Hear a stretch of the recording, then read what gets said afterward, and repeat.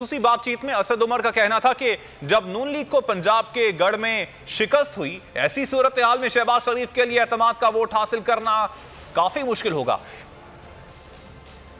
आपको बराह रास्त लिए चलते एमक्यूएम के रहनुमा इस वक्त प्रेस कॉन्फ्रेंस के लिए पहुंच चुके हैं। फारूक सत्तार, खालिद मकबूल सिद्दीकी और पीएसपी के साबिक जमात पीएसपी के रहनुमा मुस्तफ़ा कमाल भी यहाँ पर दिखाई दे रहे हैं। कुछ ही लम्हे में मौजूद साफ़ी हज़रात, कैमरामैन, तहरीकी साथियों, अस्सलाम वालेकुम। मैं आप सबका बड़ा मशकूर हूँ कि सर्दी में आप हमारी आवाज़ पहुँचाने के लिए यहाँ पे मौजूद हैं, दिन रात मौजूद हैं। हमसे ज़्यादा हमारे दफ्तर के बाद आपका टाइम लग रहा है। आप सब गवाह हैं और ये शहर गवाही देगा कि आज 15 जनवरी है और 15 जनवरी तक रात के 1 बजे तक हम इस शहर को इंसाफ देने के लिए और इस बात के लिए कि यहाँ के एक एक बालिग शख्स की राय दही का एहतराम, उनको गिना जाना और उनका मैंडेट, उसका एहतराम किया जाए। आप सब गवाह हैं कि हम इस पूरी बल्दियाती इलेक्शन में हमने ये कहा था कि इसमें पहले ही धांधली हो चुकी है, ये प्री पोल रिगिंग हो चुकी है, इसलिए कोई इंतखाब नहीं समझ सकता और हम इसको इंतखाब मानने से इनकार करते हैं। और इसके लिए हमने सही रास्ता इख्तियार किया। हमने सड़कों के बजाय हमने ऐवानों में आवाज़ उठाई, कानून साजी की कोशिश की गई, अदालतों में गए, इलेक्शन कमीशन के पास गए। और इलेक्शन कमीशन का इदारा महज इसलिए बनाया गया है, अवाम के टैक्स से यह इदारा इसलिए पलता है और चलता है कि जमहूरियत जो वाहिद रास्ता है जिस पे चल के पाकिस्तान अपनी मंजिल तक पहुंच सकता है, वो उस जमहूरियत के लिए पहली शर्त यह है कि इंतखाबात शफाफ, गैर जानिबदार और ईमानदाराना होनी चाहिए। ये जिम्मेदारी इलेक्शन कमीशन की है और इलेक्शन कमीशन की पहली जिम्मेदारी यह है कि वो हल्का बंदियों पर नज़र रखे। हल्का बंदियां बनाना कानूनन और आइन के हिसाब से सिर्फ और सिर्फ इलेक्शन कमीशन की जिम्मेदारी है। इलेक्शन कमीशन ने हमें ये कहने की इजाज़त दीजिए, अपनी जिम्मेदारी पूरी नहीं की है। और जब उसके जानिब से इस कोताही पर हमने उसके सामने जाकर इंसाफ मांगा है और उनकी नज़र उनकी इस कोताही पे डाली है, तो उन्होंने कभी भी संजीदगी के साथ हमारे इस एतराफ़ को पर इस एतराज़ पर यह एतराफ़ नहीं किया कि हमसे गलती हो गई है और हम अपनी गलती को दुरुस्त करेंगे। हमें अदालतों ने भी कहा कि इंसाफ मांगने के लिए आप सूबाई हुकूमत और इलेक्शन कमीशन के पास जाएं। आप बताएं कि ऐसा बल्दियाती इंतखाब जिसमें ना वोटर लिस्ट सही है, ना हल्का बंदी सही है, ना ही इंतजामात मुकम्मल हैं, उसमें किसको जितवाने की ये साजिश और कोशिश है। जहाँ तक हुकूमत में रहकर हम आपके हक़ राय दही को महफूज रखने की कोशिश करते रहे, हमने की। हम हुकूमत में थे और अब हमने अपनी सियासी ताकत के साथ और सियासी दबाव के साथ सूबाई हुकूमत को भी कायल किया कि वो अपनी आईनी जिम्मेदारी पूरी करे। इस हवाले से उन्होंने कई आर्टिकल के साथ इलेक्शन कमीशन को ये बताने और जताने की ज़रूरत महसूस की और याद दिलाया कि आपको हल्का बंदियों के हवाले से दोबारा नज़रसानी करनी चाहिए। आज 15 जनवरी है। आज के दिन तक हम इंतज़ार करते रहे। आप ख़ुद गवाह हैं। आपने हमें आते जाते और इस शहर के लिए और हैदराबाद के लिए इंसाफ लेने के लिए हम तकरीबन 6-8 महीने से हर सतह पे जद्दोजहद करते रहे, हर जगह आवाज़ बुलंद करते रहे, लेकिन हमें इस वक्त तक इंसाफ नहीं मिला।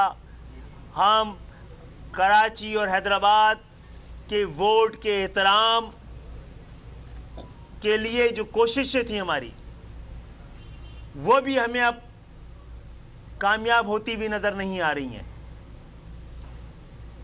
तो एक ऐसे इलेक्शन में आप कभी भी पता है, इन तमाम जाली हल्का बंदियों और दोहरी वोटर लिस्ट के बावजूद इस वक्त भी सबसे बड़े प्लेयर हम थे। इस वक्त भी हमारा वोटर इतनी बड़ी तादाद में था कि जिस तरह सूबा वफाकी हुकूमत हमारी मदद के बगैर नहीं बन सकती थी, यहाँ का बल्दिया भी हमारी मदद के बगैर नहीं बन सकता था। लेकिन हमारा मतमाए नज़र, हमारी कोशिशें मेयर के लिए नहीं है, इस शहर की सही नुमाइंदगी के लिए हमने कोशिशें की थी। इलेक्शन कमीशन ने हमारी बात नहीं सुनी। मुझे ऐसा लगता है कि MQM को और महाजर कौम को और सिंध के शहरी इलाकों को दीवार से लगाने और दीवार में चुनवाने के लिए कोई कौमी इत्तेफाक राय मौजूद है। कोई ऐसा कौमी इत्तेफाक राय है कि ऐसी आवाज़ को, जो मिडिल क्लास की आवाज़ है, ऐसी आवाज़ जो तहरीक पाकिस्तान की बाज़गश्त है, उसको आवाज़ को दबाया जा सके। लिहाजा आप सब की मौजूदगी में हम इंसाफ ना मिलने पर, इलेक्शन कमीशन के रवैये पर और बेहिसी पर हम एहतजाजन कल के इंतखाब से, आज के इंतखाब से दस्तबरदार हो रहे हैं। और तमाम जमहूरियत पसंद लोगों, कराची की शहरियों, महाजरों, पंजाबी, पठानों, सिंधियों, बलोचियों, सराइकियों को, तमाम हक परस्तों से कराची और हैदराबाद के सबसे दरख्वास्त करते हैं, अपील करते हैं कि यही वक्त है कि अपने हक के लिए खड़े होइए। यही वक्त है, बताइए कि आप जमहूरियत पसंद हैं और आप शफाफ, ईमानदाराना और गैर जानिबदाराना इंतखाबात के अलावा उसकी किसी दूसरी किस्म को, किसी दूसरे तरीके को कबूल करने को तैयार नहीं है। कल अपने घर पे बैठकर हमारे इस एहतजाजी दस्तबरदारी का साथ दीजिए। आप भी दस्तबरदार हों वोट देने के हक से, क्योंकि आपके वोट को सही तौर पे गिना ही नहीं जाएगा।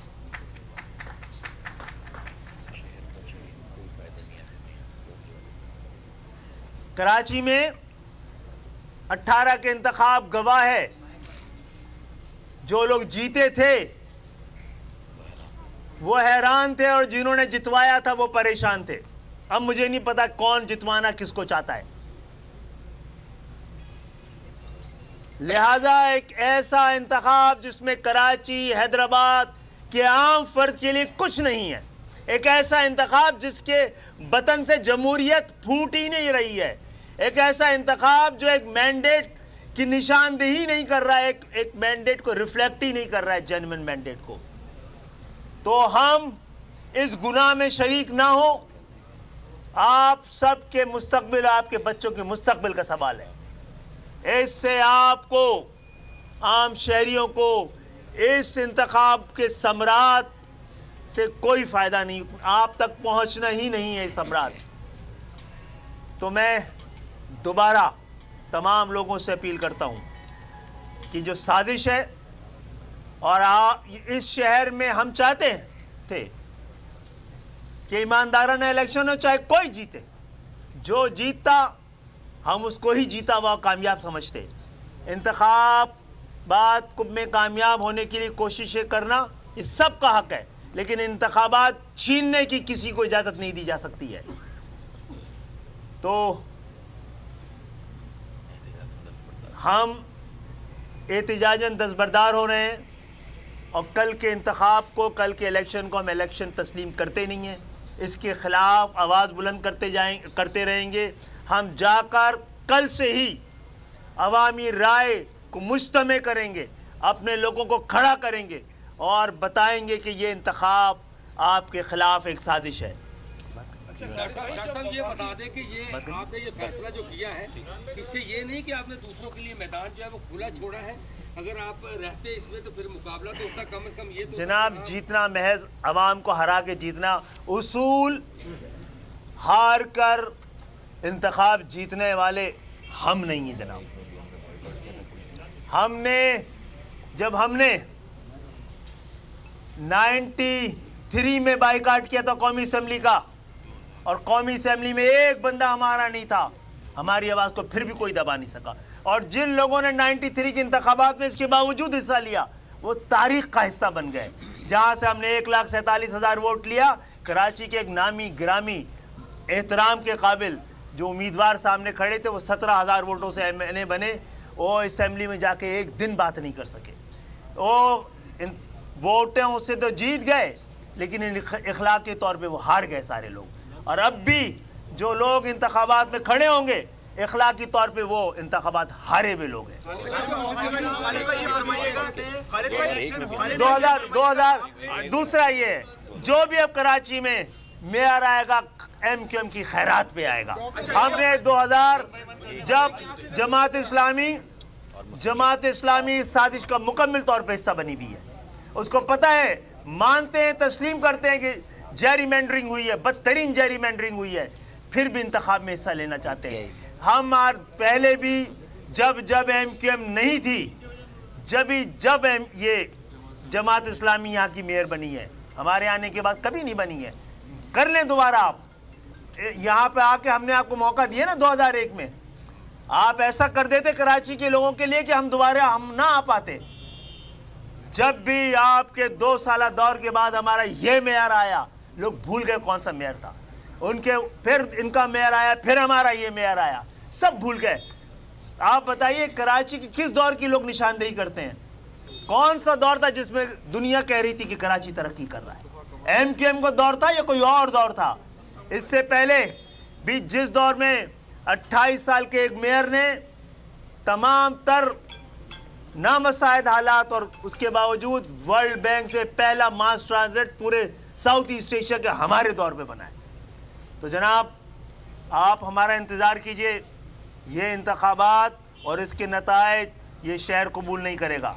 शहर के असल वारिस दोबारा वापस आएंगे। खालिद भाई, आपने यहाँ पर ही खड़े होकर कहा था कि एक मिनट सोहेल शब्बीर ये बताएगा वफाकी हुकूमत का हिस्सा है। कल आपको प्राइम मिनिस्टर ने फोन किया, फजलुर रहमान साहब ने फोन किया, जरदारी साहब ने फोन किया, आपकी कहीं कोई बात नहीं सुनी गई, तो किस वजह से? जनाब, बात सुनी, सबने बात सुनी और ये बात सुनी और इसके लिए भेजा भी गया है। हमने देखें, हमारे लिए बड़ा आसान था और पीपुल्स पार्टी के साथ हमारी तारीख़ रही है, मखासमत की भी रही है, मुखालफत की भी रही है, लेकिन हम जानते हैं कि इस दफ़ा उन्होंने कम से कम ये बात मानी और अपनी कुछ चीज़ें इलेक्शन कमीशन तक भेजी थी। वज़ीर आज़म आखिर तक हमें फ़ोन करते रहे, कोशिशें करते रहे। हम जाके और पूछेंगे, हम पूछेंगे भी कि अगर वज़ीर आज़म के पास ये इख्तियारात ही ना हो तो हम कैसे मिलकर उनके इख्तियारात को बढ़ा सकते हैं, वरना फिर हमारा जमहूरियतों के लिए कहाँ बैठना ज़रूरी है कहाँ नहीं, इसका हम फैसला करेंगे। और ये बात वजाहत कर दूं आपके सवाल के साथ कि हमने जब आप गौर कीजिएगा, जब हमने इत्तेहाद करके वज़ीर आज़म बनाए हैं या हुकूमतों को हिस्सा रहे हैं, ये वो दौर था जब हम ना होते तो हुकूमतें बन ना पाती और जमहूरियत बच ना पाती, पहले भी और आज भी। इसलिए हम दोबारा ये यकीन दहानी करा रहे हैं कि जमहूरियत को बचाने की हम पे जिम्मेदारी आयद है, हम बचाएंगे, हुकूमत के साथ खड़े रहेंगे जमहूरियत के इस्तेकाम के लिए, क्योंकि उसके साथ पाकिस्तान की बका वाबस्ता है। कल तक आप ये कहते थे कि इलेक्शन होकर दिखाएं, हम होने नहीं देंगे, आज आप कह रहे हैं हम बायकॉट कर रहे हैं, तो आपने शिकस्त से पहले शिकस्त तस्लीम कर? नहीं जनाब, ये इंतखाब है ही नहीं जिसमें हमने यही कह रहे थे ना, जो इंतखाब में हम हिस्सा नहीं ले रहे वो इंतखाबात नहीं है। और देखिएगा इंतखाबात की क्या सूरत हाल होगी, ये शर्मिंदगी बन के नजर आएगा। जी डॉक्टर साहब, आपने यहाँ खड़े हुए कहा था कि आसिफ अली जरदारी से बात हुई है, वो मैन ऑफ द वर्ड्स हैं, वो हमारी बात सुनेंगे, लेकिन हमने दूसरी तरफ देखा कि बिलावल भुट्टो जरदारी की जो बयानात आज शाम तक आए वो कहीं पर भी मसाहलियत वाले नहीं थे। ठीक है, वो जरदारी साहब ने, पीपल्स पार्टी ने आप लोगों को बड़े तरीके से कॉर्नर किया है, बड़े तरीके से उन्होंने देखिए आपको बहलाया। नहीं, ये नोटिफिकेशन जो था 10-1 ये हमने ही कहा था ना, क्योंकि ये वो इख्तियार जो कि महज सूबाई हुकूमत का है वो इस्तेमाल किया था। इलेक्शन कमीशन के पास इख्तियार नहीं था उसको टर्न डाउन करने का, इख्तियार ही नहीं था।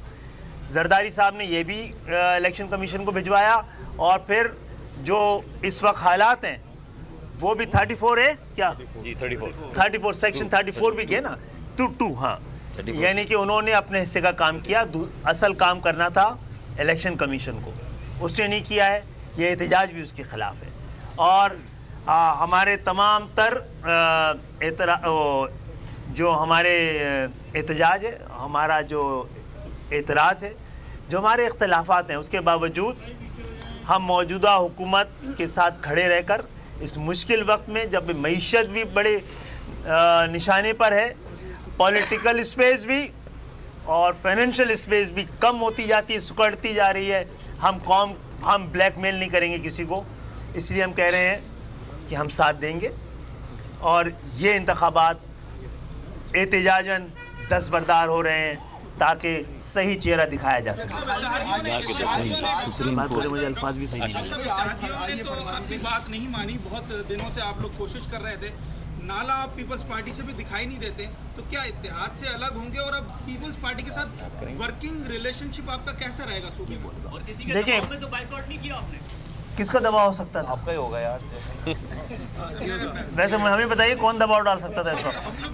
अच्छा ठीक है, पहली बात तो ये है कि पीपल्स पार्टी के साथ हमारी बहुत सारी शिकायतें मौजूद हैं। हम तो इस पर्टिकुलर स्टांस की बात कर रहे हैं, इसमें हम साथ दिए। लेकिन पीपल्स पार्टी से आर्टिकल 140 से हम मांगते रहेंगे, हम ही मंजूर करवा के दिखाएंगे। पीपल्स पार्टी से हमारे अलावा किसी ने प्रोविंशियल फाइनेंस कमीशन मंजूर नहीं करवाया, हमने करवाया है।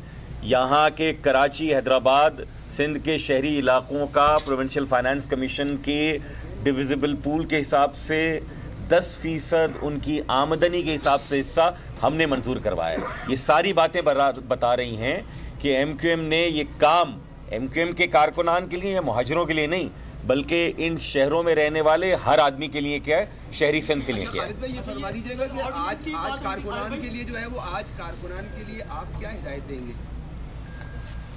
कारकुनान भी वोटर हैं। आज तो हम सब जाके घर में रहेंगे और कल से निकलेंगे, परसों से, कल अब 16 से, ठीक है। और वैसे जो लोग भी यहाँ पर पीडीएम के लोग भी खड़े और वो भी चॉइसेस लोगों के पास है, लेकिन हम समझते हैं कि इस मौके पर वोट डाल के निकलना इस धांधली ज़दा इंतखाबात को जस्टिफाई करने के बराबर होगा। 16 से मुत्तहिद मुनज़्ज़म और मुतहर्रिक एमक्यूएम का काम शुरू होगा। हो गया ना, एक हो गया ना। अब बाकी लोगों को ऑर्डिनेंस की कल से बात हो रही है, अगर इलेक्शन कमीशन ने आपकी बात नहीं सुनी तो गवर्नर सिंध ऑर्डिनेंस निकाल सकते थे। गवर्नर सिंध ऑर्डिनेंस पीपुल्स पार्टी के उससे निकाल सकते थे, लेकिन जो 10-1 जो कि जिसका इख्तियार ही नहीं था इलेक्शन कमीशन के पास, जब वो ही उसने खारिज कर दिया तो उसका भी मुस्तकबिल हमें ऐसे ही नज़र आ रहा था, तो इसीलिए हमने वो दिया। ये इसमें एक चीज़ और एमक्यूएम कहना चाहती है आज की प्रेस कॉन्फ्रेंस से। ये कराची के शहरी भी देखें, जो हमारा एहतजाज है वो किस वजह से है। इस्लामाबाद में वहाँ के लिए जो मख्तस ऐवान है, जो इस्लामाबाद के हलकों का, उन्होंने तय किया कि चंद महीनों में यूनियन काउंसिल्स की तादाद बढ़ाई जाए, इसी इलेक्शन कमीशन ने माना है। जबकि यहाँ पर जो सिंध का लोकल गवर्नमेंट का कानून यहाँ की असेंबली से पास शुदा है, उसका सेक्शन 10(1) ये कहता है कि हलकों की तादाद का तयन सूबाई हुकूमत करेगी, और जब तादाद का तयन हो जाएगा तो 10(2) ये कहता है कि उस पर इलेक्शन कमीशन हल्के बनाएगा। यहाँ जब सिंध की असेंबली से मंजूर शुदा कानून के तहत सिंध हुकूमत वो नोटिफिकेशन वापस लेती है, उसको इलेक्शन कमीशन नहीं मानता। इन दोहरी चीज़ों को, इन सारी चीज़ों को मजीद हम सुप्रीम कोर्ट में चैलेंज करेंगे, क्योंकि हम सिंध हुकूमत के पास और इलेक्शन कमीशन के पास आए थे सुप्रीम कोर्ट के डायरेक्टिव के ऊपर। आपने एक बात कही कि आपने अभी एक प्रेस कॉन्फ्रेंस के अंदर ये जुमला ये कहा कि आपको ऐसा महसूस होता है कि आप लोगों के खिलाफ जो है वो कोई कौमी इत्तेफाक राय पाया, बार बार कहता हूँ, ठीक है ना, कौमी इत्तेफाक राय पैदा होता है। क्या इस कौमी इत्तेफाक राय में पीडीएम भी हिस्सा है या सिर्फ इदारे हिस्सा है? ये उमूमी बात है, ये तो आप तलाश कर ये उमूमी बात है, इसको किसी एक चीज से ना जोड़े, ये उमूमी बात अच्छा, है। एक सवाल ये है कि बाइकाट की सियासत से जमात इस्लामी बहुत पीछे जाते मखसूस हुए नजर आई माजी में। आपको नहीं लगता कि एमक्यूएम इस तरह के बाइकाट से पीछे चली जाएगी? यार 2001 में जो है वो एमक्यूएम ने बॉयकॉट किया था, आ गए थे 4 साल। मैं बोलता नहीं हूँ उनको, वो उनका 2001 में भी भाई 2001 में एमक्यूएम ने बॉयकॉट किया था। उस बॉयकॉट के सत्ते में जो है वो जमात इस्लामी की हुकूमत आ गई थी और जो है वो उनके मेयर साहब ने बहुत माजरत के साथ, मैंने उनकी ज़िंदगी में भी कभी कोई बात नहीं की और हमने सिर्फ काम से उनको 3 महीने में फारिग कर दिया था उनको। वो तख्ती वाले बाबा मशहूर थे वो बेचारे, और वो अपनी गाड़ी में तख्ती रख कर चलते थे, जहाँ उनको जगह नज़र आती थी वो तख्ती ठोक देते थे वहाँ पे। और पूरी कराची में जब मैं आया निज़ामत में 2005 में, तो सिर्फ तख्तियाँ ही मिली मुझे, पूरे शहर में तख्तियाँ, कोई प्रोजेक्ट नहीं मिला 3 महीने में। ये जब ये बात करते हैं, मुझे तो, मैं करता नहीं हूँ ये सारी बातें, ये जो है वो ये जो आप समझ रहे हैं कुछ लोग के भाई नाम ले रहे हैं इस्लाम का, लानतुल्लाह अलल काज़िबीन। मैं तो कहता हूँ भाई हम तो गुनाहगार लोग हैं, ठीक है, हम तो दुनियादार लोग हैं। अगर यहाँ पर सियासत में कोई ऊंच नीच चलती है तो समझ में आती है, नाम इस्लाम का लेकर और इतना झूठ, इतनी मुनाफकत और इतना अपने आप को जो है वो फिरौनियत ला दी हुई है। हम वो जब पीएसपी में थे, हम चले गए उनके धरने में गए तो हमने कहा भाई आप लोग तो गवाह हो ना, हमने कहा भाई आपके झंडे के नीचे बैठने के लिए तैयार हैं। वो आदमी डर गया। हमने कहा भाई वो क्या कर रहे थे उनके धरने पे, क्या हो रहा था, क्रिकेट खेल रहे थे वो।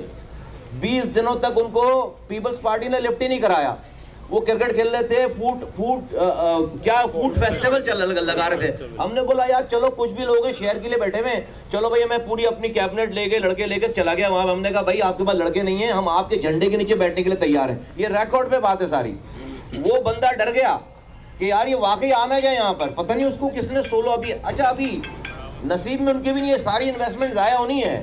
ये सारी इन्वेस्टमेंट जो है ना सारी ज़ाया होनी है, पता नहीं खालों के पैसे हैं, कहाँ के पैसे हैं, मुझे नहीं पता। वो फिर उसके बाद हुआ ये कि फिर हमने धरने की कॉल दे दी, पीपल्स पार्टी की टीम हमारे पास आ गई। अभी पीपल्स पार्टी की टीम हमारे पास आई है, इन्होंने उसी रात 60% उन्होंने हमारी बात मान ली। हमने कहा चलो भाई ये बैठे में हम भी आकर बैठ जाएंगे, पीपल्स पार्टी पे प्रेशर पड़ेगा हुकूमत पे। हम जब अभी निकलने की बात कर रहे थे, वो जनाब उन्होंने रात में व्हाट्सएप पे 2:30 बजे रात में, हम सोए उनको धरने पे छोड़कर, हमें सुलाकर, वो रात में 2:30 बजे उन्होंने व्हाट्सएप पे मुआहदा कर लिया। किया नहीं किया व्हाट्सएप पे?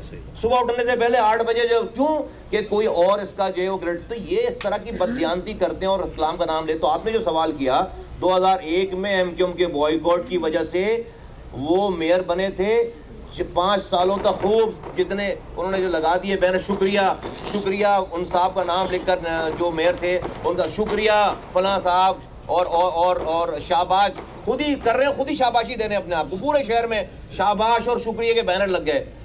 एमक्यूएम का मेयर आया 3 महीने के बाद, कोई नाम लेने वाला नहीं था। 5 सालों में रिकॉर्ड पे